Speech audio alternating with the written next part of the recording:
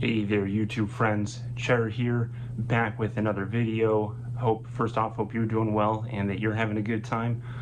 This is going to be a quick review of the new horror movie called Scream 7. Just for some context, I'm somewhat of a Scream fan. I've seen all the other 6 movies. I've got some Ghostface pins here, my jacket. Ghostface is, I'm not a big slasher horror movie guy, but Ghostface and Scream is probably my favorite slasher of the bunch, mostly because I like the whodunit mysteries in the movies. They just add a layer of kind of fun and mystery to, besides just watching people getting slashed. So I like the Scream movies, if anything, just for the first one. The first one I love. 5 and 6 I also really enjoy. 2 and 3 are fine. I like 3. I know that's kind of mixed, and I think 2 is pretty well received from critics. I thought 2 was just about as good as 3.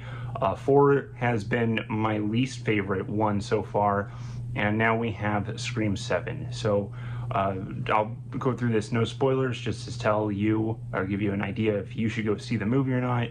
I thought this movie was okay. Probably about Scream, I liked it about as much as Scream 4.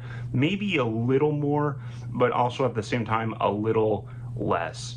There is some good fights and everything. Ghostface is can be pretty fun to watch in this movie. He gets there's a lot of brawling in this movie, and that's what I thought was fun. And there's not a whole lot of the great kill-offs. But there was a lot of Ghostface action, and that was pretty fun in the movies. It's not as good as 5 and 6, but there's a lot of Ghostface brawling. I thought most of the movie was okay, and then I didn't like where the story went towards the end. I pretty much was very displeased by that, and it let out all of the investment that I had into the movie. So, you know, my review is that I don't think this movie is terrible. I know it's gotten pretty bombed on Letterboxd and Rotten Tomatoes. It's at like a 34 or 33% on Rotten Tomatoes. I think a 2.5 I saw on Letterboxd, so it's not very well received. I didn't think it was a terrible movie. Most of the movie is fine. The writing's a little stupid at times, as terms of what the dialogue is, that what the characters say is really dumb. But I don't know, for the most part I thought it was serviceable. It still feels like a Scream movie. That's in part because this movie is written and directed by the guy, Kevin Williamson is his name. He wrote the screenplay for the first movie and the second movie and also the fourth movie. So he's familiar to the franchise. He's not out of nowhere. But I don't know, it's either 4 or 7 that are my least favorite Scream movies, and both of those are sourced or written from Kevin Williamson. So he's also made the first one though, and that's my favorite. So it's kind of a mixed bag, right? But I think this movie, is okay. I think if you watch it and you like slashers, I think most people are probably going to be a little disappointed to it. So I don't think you need to go out of your way to see this movie. It's not great, but if you're a fan of Scream and you're sort of invested into the franchise, it's not terrible. I just kind of hate where the story goes at the end. So very disappointing for me. I was literally just checked out in the theater. I was kind of cringing, and it was not very good as far as where the story goes. But that's my biggest complaint about the movie is most of the story up to that point it's not great, but it's not terrible, right? It's just kind of serviceable. It feels sort of Scream-like. There's a Ghostface is running around. We're trying to figure out who the killer is.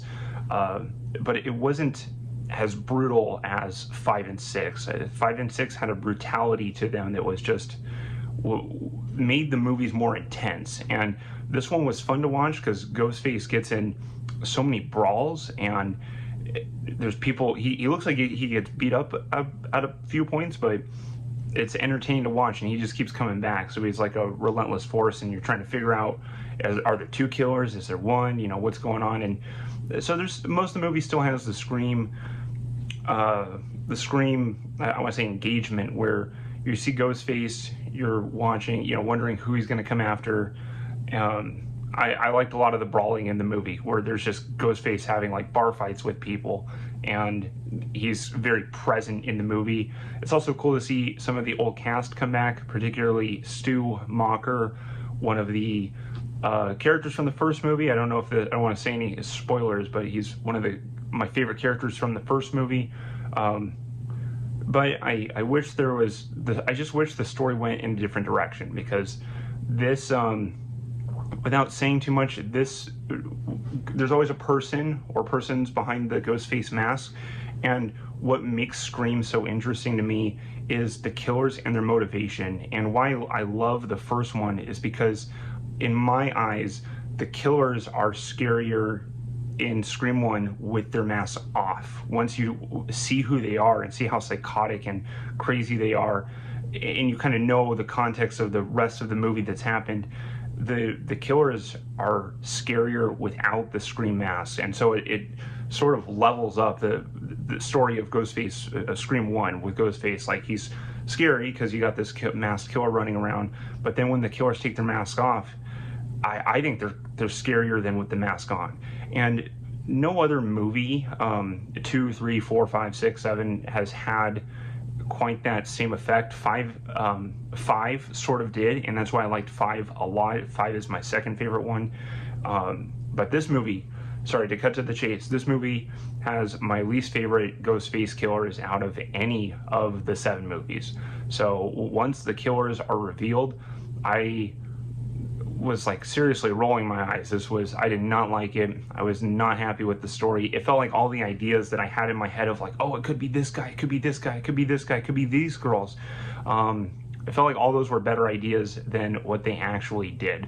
So just be warned that the story goes in disappointing places, and most of the movie is okay. So my score for this is like a C- to a D+. I wouldn't give it lower than a D+ because most of the movie is fine, but at the same time, I did not like the ending. Okay, that's just what it comes down to, is I did not like the ending. So I would say watch if you are a little invested into the Scream franchise, if you like Ghostface, but don't go in with very high expectations. I went in with low expectations because the writers and directors of 5 and 6 aren't helming this movie. You also don't have Jenna Ortega and Melissa Barrera, I hope I'm saying that right, who star in 5 and 6. So this movie felt like it was going to be an anti-trilogy. It felt like 5 and 6 are very connected, and then 7 is somewhat connected. There's a loose connection, and so yeah, I thought it was okay. It's not terrible, but it's on the lower side for sure of the Scream movie. So you don't need to go out of your way to see this. I'd say just rewatch 1, 5, 6, 2, or 3. Stick with those ones.